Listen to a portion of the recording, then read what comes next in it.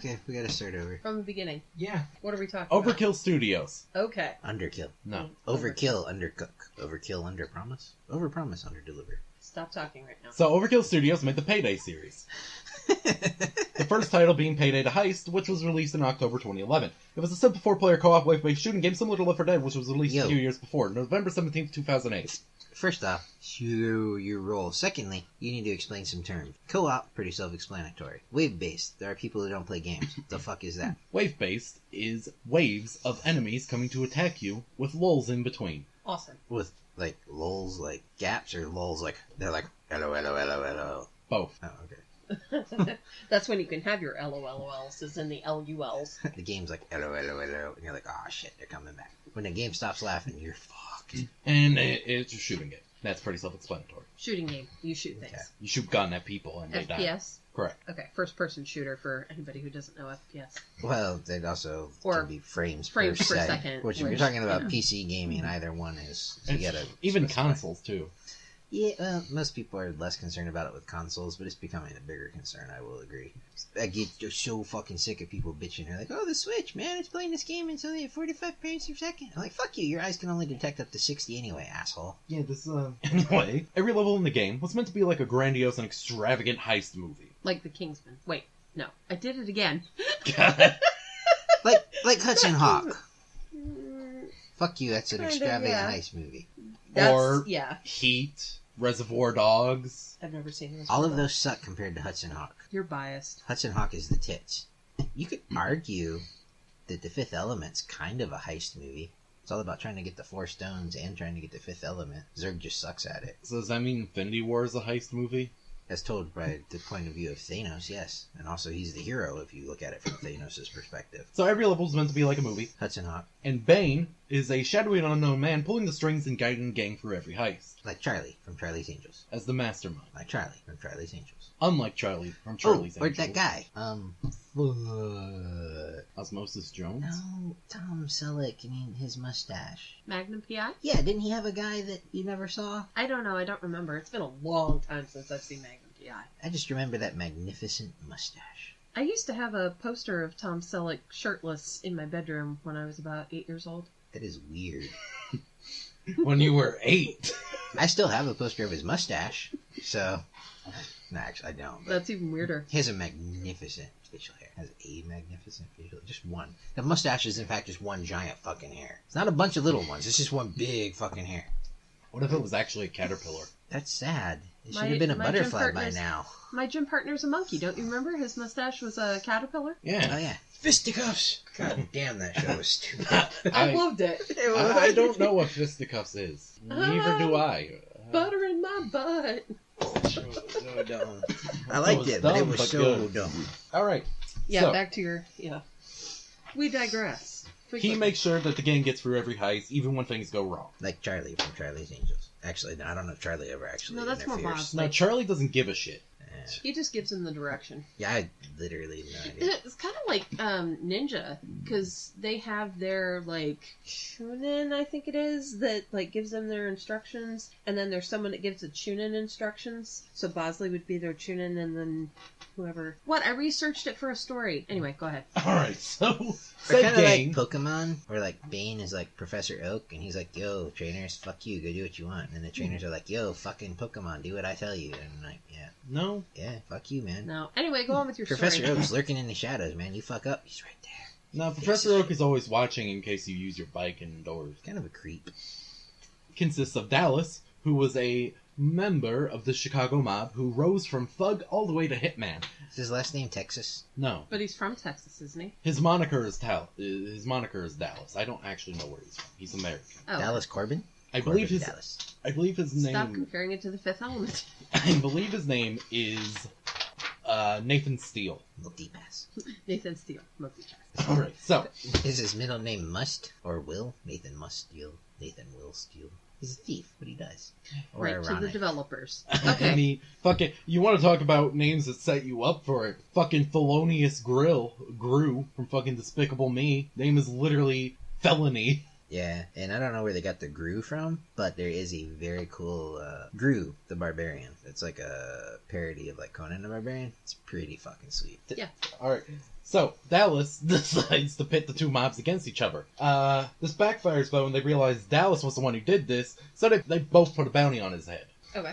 He goes into underground hiding, goes through freelance hit contracts on drug dealers and gun trading, has a midlife crisis for a criminal, and joins the Payday gang. So I still think that a midlife crisis for a criminal would be like going completely like Pleasantville 1950s, like straight-laced, fence, 2.5 kids. My name is Kira Yoshika. Killer Queen! Alright. How old is that guy? Dallas? Yeah, and just like what defines a midlife period for a criminal. It's like, I'm 42. You're like, alright. Let me check the clown database. It doesn't tell his age. He's in his 40s, I believe, or 50s. I guess Oh, so he's old. Yeah, he's actually, I think He's old for a criminal. I think he's the fifth oldest in the gang. Next up is Chains. Chains went from juvenile center to juvenile center, orphanage to orphanage. He was a real piece of shit. He decides then to go join the Navy SEALs to push himself further. He makes it all the way through into the Navy SEALs and then gets kicked out because he's a piece of shit with an itchy trigger thing. So he decides to go and join the mercenaries, going across the world to shoot people. Because why not? Money. And so he decides, after listening to his mercenary friends talk about them helping with robberies, that it's rather thrilling. Bit of an adrenaline rush. So Chains decides, fuck it. I'm gonna go join the Payday gang and rob banks.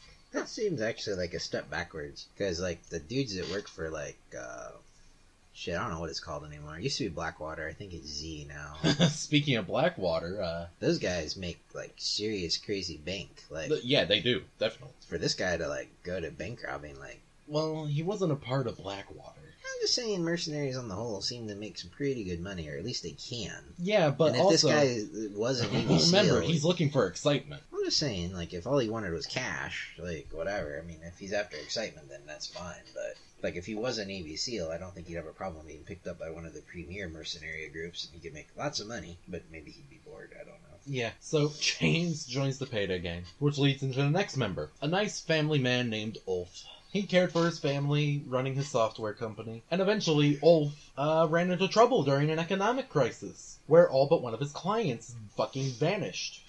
So Ulf, he's working with his one client, but the client keeps withholding payments from him. So he takes out loans to keep working in order to appease his client, and then his client finally backs out, leaving the Swedish software developer in debt and bankrupt. Ulf is broken at this, and he decides to start acting out scenes from movies he's seen. If you could have it all, my empire of dirt. So Ulf, he starts acting out action movie scenes and joins the Payday gang as their technician. Final member of the gang, at the time, is an Englishman. Hey, question, how do they join? Like, does Bane recruit them, or what? Like, is there ads on Craigslist? They're like...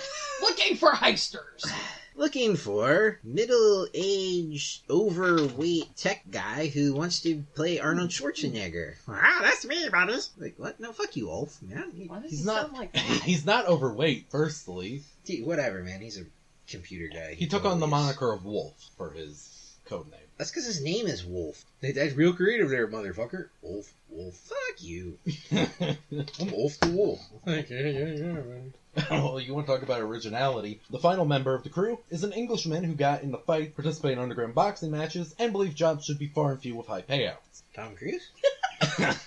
No. Could you imagine? Oh, you said Englishman. Yeah, never mind. Sorry. Yeah. Everything else, though, Tom Tom Cruise. Cruise is Yeah. American. I just assume that all the roles that he plays are actually things that he does. So that's his guy from Far and Away. So Hoxton then, this Englishman gets into debt with loan sharks, and he starts swindling others to get money, intimidated people to keep loan sharks off of him. Oh, he should have went and intimidated those other, like, he could have got paid real good. They're like, oh, intimidate me, big boy. I To forget, get him was that off. in the first Yeah, that was report? in the first Ah, recording. hell, that this didn't joke doesn't save. make any sense. Never mind. Yeah. Moving on. I don't know, it's still kind of funny, even without... to us, but the audience will be like, No, if I we leave think this in, even they're if going to be like, I think even if you didn't know, that would still be kind of funny. When we recorded the first time, it ended up dropping like half the podcast that we got recorded. We recorded 2 different times, and both times fucked up for this. Yeah. I'm starting to think this story's cursed. So Yeah, that's a joke. Anyway, the Englishman, he would also work for the loan sharks to pay off his debt. what's his code name? You'll Said find it out. earlier. Hold up. Eventually, Earl Grey. Yes. No. I'm pretty sure he actually hates Earl Grey. I do too. That guy's a dick. Anyway. So, eventually, He's always parking and like Eventually. he What? was caught. like 2 spots for 1 car. I'm like, yo, dude, your car's not that nice, man. And Earl's like, fuck you, man. I'm like, fuck you. He's a dickhead. You know a completely different Earl Grey than I do. Eventually, he was caught in Hoxton, London. His first felony being a liquor store robbery at 19. The criminal would then move his way to America to join the Payday gang as Hoxton. His code name comes from the city he was first arrested in. At 19? Yeah. What the hell was he getting up to before he was 19 that he was already in debt to fucking loan sharks? Underground boxing matches. Did you miss that point? Yeah, but that doesn't cost money to participate. He should be winning money. What the hell's he spending the money on? Wasn't Hookers. he betting on them? He might be betting as well as boxing. Yeah, that's what I'm saying. I Like, don't know that they'd let you bet on him if you're participating. Be like, I bet everything on my opponent. Well, no, like not they on would. the one that you're actually boxing in. You can You got me all fucked up.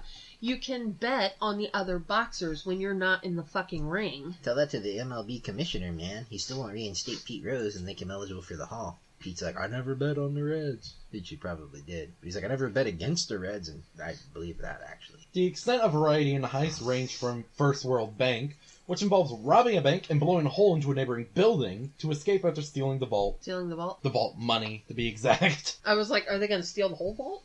No. To undercover and counterfeit, which involved the crew intercepting an IRS employee being paid by a large corporation to deliver a server of vital information in return for $25 million, and robbing 2 money-printing criminals of their printing presses, respectively. Poor Fratellis. I caught it. Nice catch. I don't think poor Fratellis really counts. Yeah, they stole their printing press. Well, I get what you're referencing, but they don't deserve pity. Yeah, They were gonna kill children. So? They were totally going to kill children. And they kept poor, like, Chunk. Or not Chunk. Chunk. Sloth. Sloth. They kept him all, like, chained up just because he looked funny. Still, poor Fratellis. No. Speaking of robbing vaults, Panic Room was a thing. Now you guys have a point. Where in a... Oh, Panic Room. That was the movie that Kristen Stewart made her debut in. She played Jodie Foster's daughter. Neat. So Panic Room, the heist, involves the crew going into a rundown... It took me a minute to realize who Kristen Stewart was. It is Kristen, right? My brain always tries to turn it into Kirsten. And I'm like, no, it's not that's Kirsten. Kirsten Dunst. Yeah, so... Anyway. So Panic Room involves the gang going into a rundown apartment complex where a bunch of drug dealers are. Oh. Entire gang of drug dealers. Cool. Kowloon City. So they go in and they give them a bag of money for... Is that 4-block city? Yeah, it got tore down like 25 years ago, though. So. Anyway, But, go ahead. Which then they give a bag of money to the drug dealer, and he says he'll go get the product. At this time, then, they put their masks on, get their guns out, shoot all the fucking criminals, and make their way to the Panic Room. They Omar'd him. What happened is they find the Panic He's Room. trying so hard to tell this story, and we're just like, we're gonna interrupt you. That is how Go ahead. podcasts work, motherfucker. You know who, I can't wait until we get to interrupt him during his story. You know who listens to podcasts that just... Okay, there are some podcasts that the host is by himself, and that's fine. But if there is more than one person, that podcast lives and dies on the strengths of the interruptions and digressions, because the actual main stories are boring as fuck when you can have comedy. Rude. Actually, his story's pretty interesting. I'm not bored. Okay, so Panic Room. They get to the Panic Room. Yes, Panic Room. They cannot reliably break into it within the time frame, while the cops are also bearing down on them now. Because the police just so happen to have a cloning machine, so they can send thousands of cops after them. Oh, okay. That makes perfect sense. Yeah. This is where we start jumping the shark. That's just a gameplay mechanic, really. But anyway, they decide to saw the Panic Room off of its steel bearings to keep it in place. They have a helicopter fly in, drop off a bag of C4, and blow open the roof, and every floor down, all the way to the Panic Room. Blow a huge fucking hole in the building, bring back the helicopter with a giant magnet, attach it to the Panic Room, and just fly the Panic Room out. Sure, because why not? Alright, I'm gonna need some details. What kind of helicopter? And how much does this panic room weigh? Because there are limits to how much a helicopter can lift, bro. I don't know that information, sadly. Well, I'm starting to think that this story is fake. It's not fake. I am thinking this is a tale and a work of fiction. Oh, wow, you got me there. I thought that I was down here to hear facts and real stories, that this was a documentary. This is some bullshit. Okay, Valley Girl, turn it off. Story. Alright, so... You totally turned into a fucking Valley Girl. That was... I thought I was here for pumpkin spice lattes and corgi puppies in leaves. We should have gone to Starbucks and been like, I'd like a basic bitch, please. I am such a basic. And they'd be like, here's your pumpkin spice latte.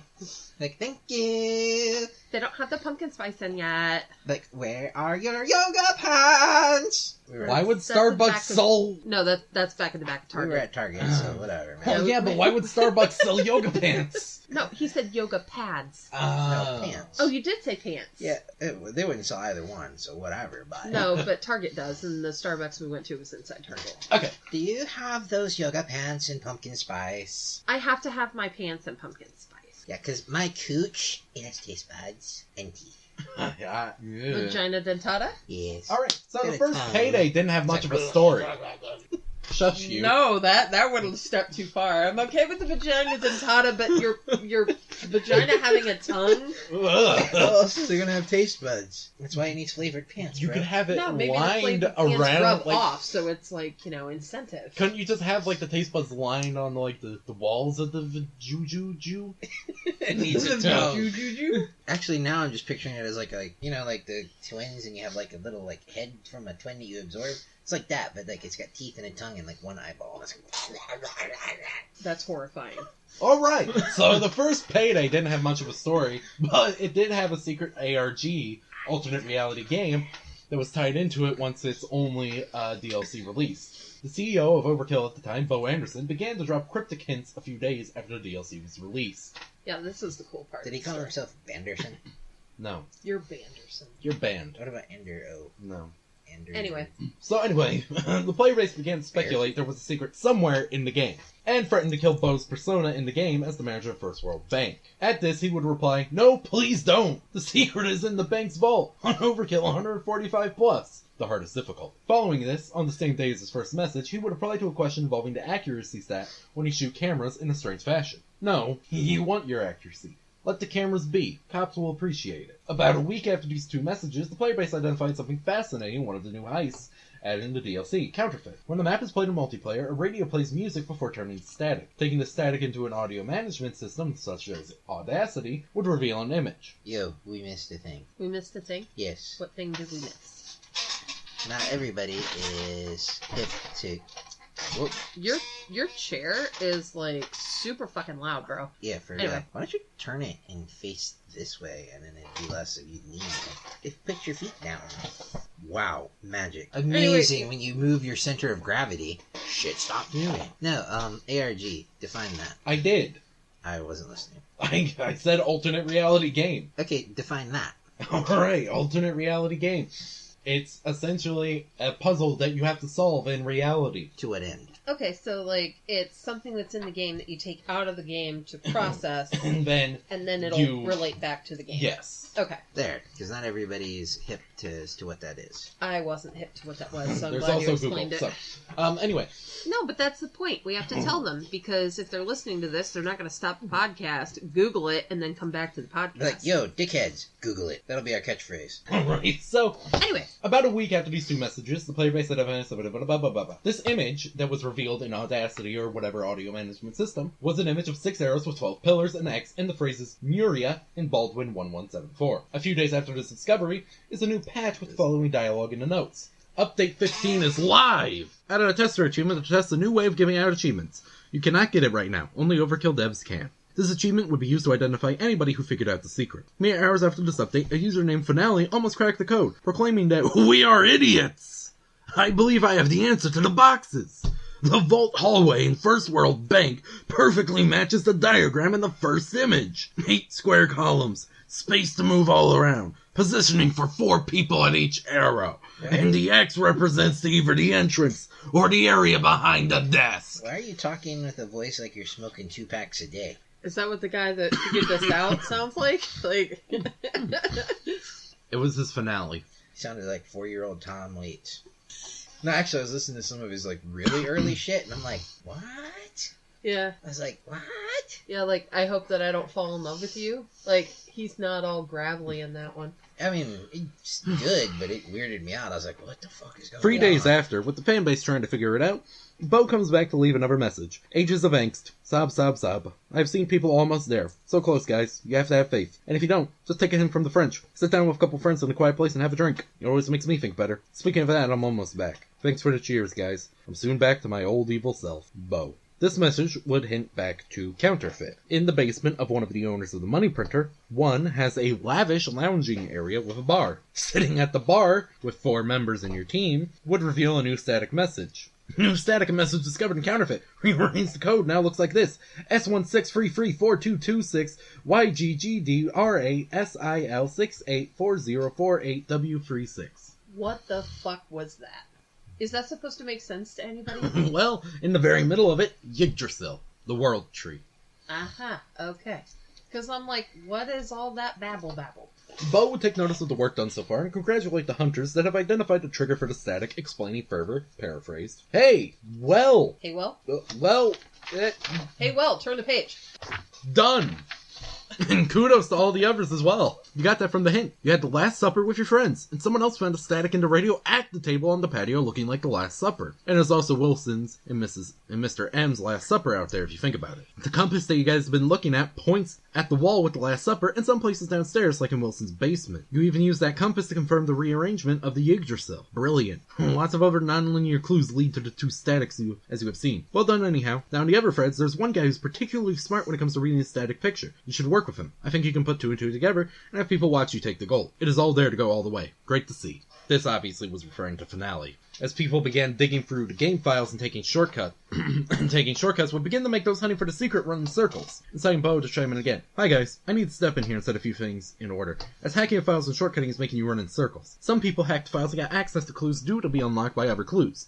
The first static was to be found by reading all the clues pointing towards the patio, where the radio plays the static. These clues are the Last Supper amongst others.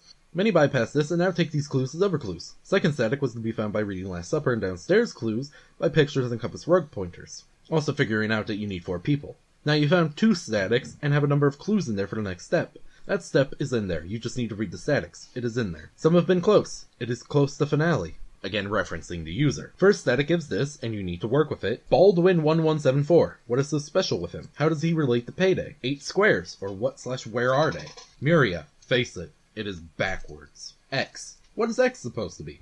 It is a secret, or is it just the start of it? Second static is put together by forming Yggdrasil, and the compass points to the tree. Should give you the idea to put them together in the right order.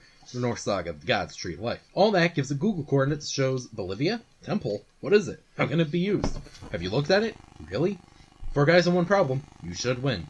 This message would serve to be a summation of all they've collected so far.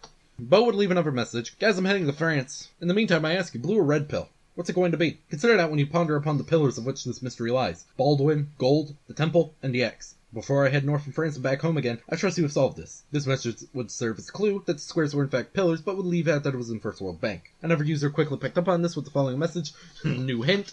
The 8 blocks are pillars. Let's think about all that again with this clue and another thing. The cross is considering as a hint himself. So I think more than a cross, more than a start of finish point, the X is something. A new group on Steam named Team 7200 would form, and a group called Payday the Secret would also be formed. Days after, the secret would be found and the true challenge would begin. A 30-day deadline for people to record proof of their completion of the secret and send it to Overkill. The 30-day deadline. Did they start the timer, remotely or whatever at Overkill once the secret was unlocked, or was it always running and when they discovered it, they only had 30 days left? It started once the secret was found. Many groups will send this proof and have their names engraved in the secret on a plaque as honor of their solving of the secret. The conditions of unlocking that secret, however, during the challenge, you must wear the golden mask that you unlock for reaching max level, not destroy a single camera in the First World Bank heist, get into the vault lobby, and stand in certain positions to unlock a shutter. You must drill for the timer for this drill being 2 hours. For comparison's sake, a normal level takes about half an hour. After breaking through the shutter, you then have to input a code on the floor tiles.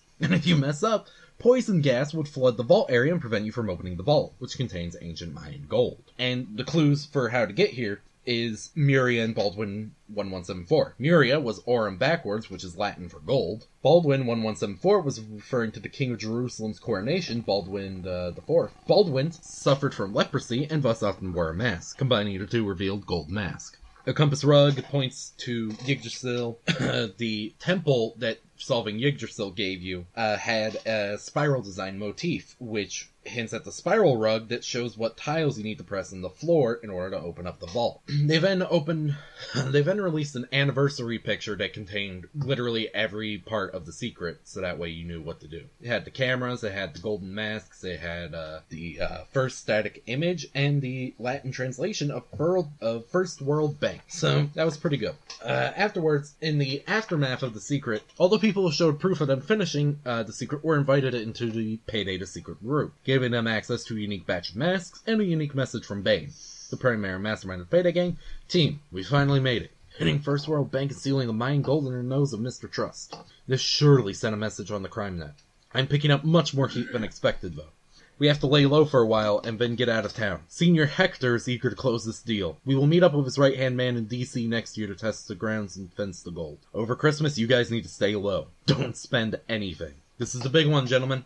We have to nail it, and then we can sip drinks in the Caribbean, resident style. I'll arrange the gear ahead of time, and we'll get back to you on the specifics in a while. This is our Payday. The final reward for the Secret Hunters was the ability to become beta testers for Payday 2, the sequel.